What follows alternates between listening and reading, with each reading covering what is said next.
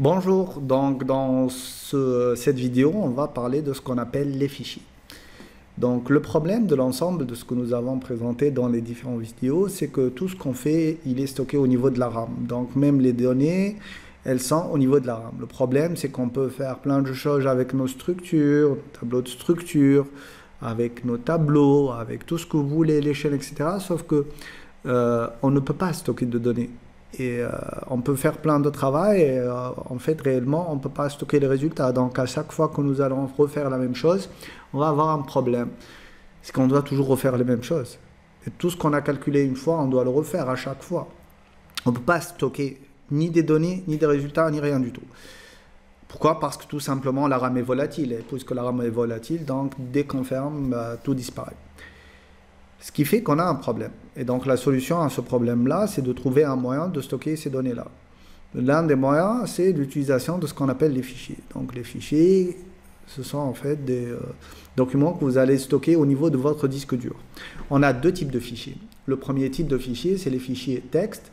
Et ça va être représentatif par un contenu qui est représenté par une suite de caractères tout simple. Et des retours à la ligne, des espaces, ce que vous voulez. Et ils peuvent être lus directement par un éditeur de texte simple. Ça, c'est le premier type de fichier. Le second type, c'est les fichiers binaires. Et, ce ne sont pas des fichiers texte en fait, c'est des fichiers écrits en binaire, avec des 0 et des 1, et qui ne peuvent pas être lus directement par un éditeur de texte. Donc il faut avoir l'outil nécessaire pour lire ces fichiers-là. D'accord? Donc on va commencer par parler des fichiers texte et ensuite on pourra avoir une vidéo spécifique aux fichiers binaires. Donc concernant les fichiers texte, donc là on a un problème. Là on a un fichier texte au niveau de la base de votre disque dur et de l'autre côté un fichier du code au niveau de la RAM. Donc il nous faut un lien qui va nous permettre en fait de lier, de binder, de correspondre ces deux choses-là qui sont dans deux endroits complètement différents. Pour faire ça, le C nous offre une structure qui s'appelle file. Donc cette structure-là, elle va permettre en fait l'interaction entre ce qui se trouve au niveau de votre RAM et ce qui se trouve au niveau de votre fichier. Donc cette structure file-là, elle va contenir plusieurs informations, donc, comme l'identifiant du fichier que vous avez ouvert, le type d'ouverture, c'est-à-dire comment vous voulez l'ouvrir, ça on va le voir après, l'adresse du buffer associé, la position du curseur en lecture, en écriture, des informations comme ça. Donc pour récupérer cette structure file, en fait, on a besoin de ce qu'on appelle d'une méthode qui nous permet en fait d'associer donc notre fichier à une variable de structure file. Donc je vais juste copier tout ça rapidement et on va commencer le travail. Ok, donc on va faire un petit int main. Et on va commencer. Donc, en fait, pour faire tout ça, il nous faut une fonction qui s'appelle fileOpen, donc fopen. Cette fonction-là, en fait, elle va nous retourner quelque chose de type file étoile, un pointeur sur cette structure de type file. Et fopen, elle prend en paramètre deux choses, en fait. Un car étoile, c'est le nom du fichier. Par exemple, fichier point ce que vous voulez. Hein. Réellement, c'est pas un problème, ça. Et en deuxième paramètre, elle prend le mode. Le mode, c'est-à-dire comment on veut récupérer ce fichier-là. Quels sont les droits que nous avons par rapport à ce fichier-là. Donc, on a le mode R pour dire c'est le mode lecture, read. Et là, on a le droit qu'à lire le contenu du fichier. On a le mode W. Donc, ce mode W-là, il est un peu particulier. C'est un mode write, sauf que lorsqu'on l'utilise, si le fichier existe déjà, il va détruire tout son contenu et on va avoir un fichier vierge. Sinon, il va créer un nouveau fichier qui va être aussi vierge. Donc finalement, avec W, on va toujours commencer par un fichier vide, vierge, même si le fichier contenait déjà des informations. Donc faites très attention. L'autre mode, c'est le mode A, pour dire append. Donc c'est un mode d'écriture en fin de fichier, c'est-à-dire qu'à chaque fois, il va écrire à la fin. Chose que j'ai oublié de vous dire, c'est que le fichier, c'est une suite de caractères, ça on l'a déjà dit qu'il se termine par un caractère constant qui s'appelle EOF, en majuscule, end of file. Donc un fichier vide, c'est un fichier qui ne contient que end of file. C'est pas visible comme caractère, donc si vous allez l'ouvrir, ce fichier-là, par votre éditeur, il ne va pas être visible. Ensuite, on a le mode R+, donc c'est Read+, donc c'est lecture plus écriture. C'est le mode de mise à jour réellement. Vous pouvez lire et écrire dans le fichier comme bon vous semble. Vous avez aussi W+, c'est écriture et lecture. Et là, vous allez me dire, mais c'est la même chose que R, sauf que non. On a les mêmes spécificités de W. C'est-à-dire que si le fichier existe, il va supprimer tout son contenu. Et on ne peut lire que ce qu'on vient d'écrire, pas ce qu'il y avait avant.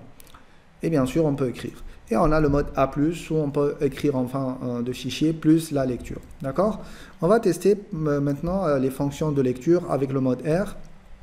Et on va voir ce que ça donne. Ok, donc je vais aller enregistrer ça, donc sauvegarder. Et là, je vais lire file. Ok, en même temps, je vais créer un nouveau fichier ici. Un document texte normal, je vais l'appeler. Une seconde que ça apparaisse. Je vais l'appeler par exemple fichier.txt, comme on l'a fait tout à l'heure. Juste une seconde, qu'est-ce qu'il y a? Document texte. Ah, voilà. Il faut que j'affiche tous les fichiers. Donc, on a déjà un document texte. Nouveau document texte. Voilà.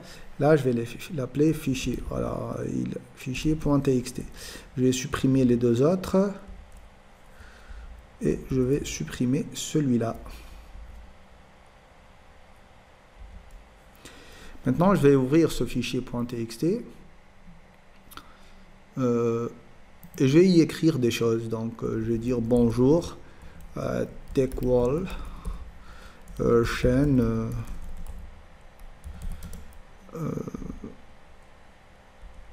sur les techno. Voilà, je vais juste écrire ça. Ok, je vais enregistrer et là, on a notre fichier. Ok. Et donc là, je devrais enregistrer un, donc je vais l'appeler fichier exemple.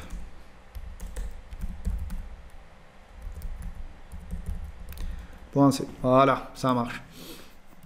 Et donc là, on va essayer de parler des différentes fonctions de lecture. Ok, donc par exemple, je vais commencer par une fonction toute simple. Donc imaginez qu'on veuille lire caractère par caractère. Pour faire ça, on a une fonction qui s'appelle fget. C'est fget un caractère, va me lire un caractère. Logiquement, elle va prendre quoi cette fonction-là? Elle va prendre le fp. Ok, donc il y a une chose que je voudrais vous montrer. Juste, c'est pas exactement ça, mais vous pouvez le voir comme ça. Vous voyez, donc je vais l'ouvrir là. Vous voyez ce descripteur là? Lorsque je vais vous dire descripteur, imaginez que ça soit ça. D'accord? Ça soit ce petit truc qui clignote au niveau de votre, fichier. D'accord? Là, à chaque fois que vous allez utiliser fgetc de fp, au départ, lorsque vous ouvrez le fichier en mode R, donc ici, file étoile, fp bien sûr, qui va recevoir la valeur de retour de cette fonction-là. Dès que vous appelez cette fonction, s'il n'y a pas de problème, vous allez avoir un pointeur, un descripteur qui va pointer ici. À chaque fois que vous allez utiliser fgetc, elle va lire le caractère sur lequel elle pointe et elle va automatiquement pointer vers le second. Si vous refaites la même chose, il va venir là, là, là, là, là et là. Et donc à chaque fois, il va avancer. Ce qu'il faut savoir avec le fichier, c'est que chaque lecture et chaque écriture, le descripteur, ce pointeur-là, il va se placer directement devant le dernier caractère qu'il a lu ou le dernier caractère qu'il a écrit. Il n'y a pas de décalage. Lorsque vous allez écrire, ça va être toujours, il va toujours écraser le caractère qu'il voit et il va écrire les nouveaux caractères. Ça, c'est très important, il faut le comprendre. Donc, si à chaque fois que je lis un caractère, il va se placer ici, qu'est-ce qui va se passer en fait? Si je fais un, je ne sais pas, hein, je vous dis, je vais faire un printf %c, d'accord?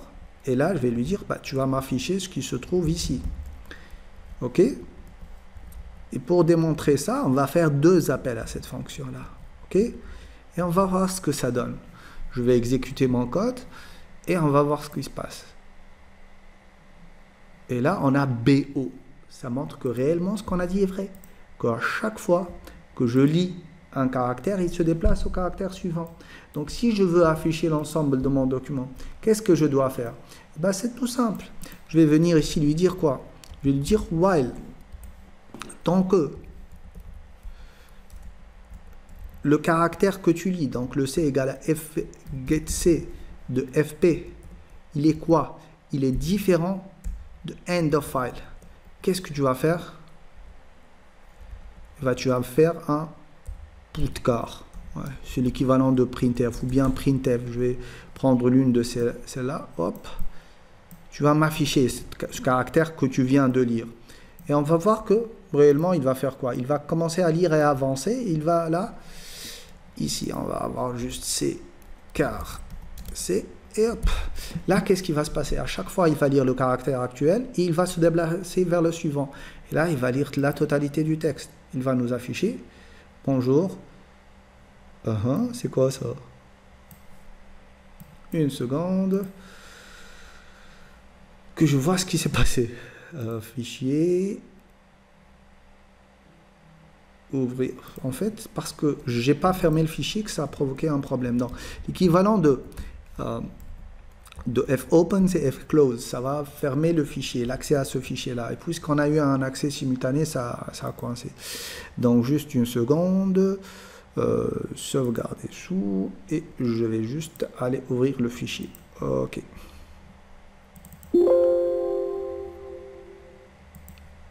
Non, je vais juste l'ouvrir. Ok, c'est bien. Donc voilà, le fichier il est là. Hop, et on va actualiser notre code. Qu'est-ce qui se passe ici? Une seconde. While C égale fgetC de FP différent de 1. Ah voilà, c'est pour ça. Ben, il va lire une par une les caractères. C'est aussi simple que ça. Allez, on réexécute et là on va avoir bonjour, t'es quoi, chaîne sur les technos. Et ça marche. Ok? Donc, ce que je voudrais que vous reteniez dans cette petite introduction au fichier, c'est que le fichier se trouve sur le disque dur. Pour l'ouvrir, on a besoin d'une fonction qui s'appelle fopen, qui prend en paramètre le nom du fichier, son chemin en fait réellement, puisqu'on est dans le même dossier, donc ça va être le nom du fichier. Ensuite, le mode d'ouverture. Ici, on a fait un mode read. Que chaque fois que j'exécute une opération sur ce fichier-là, il va se placer directement derrière le dernier caractère qu'il a traité. Et donc là, on l'a démontré en affichant le fichier caractère par caractère. Voilà.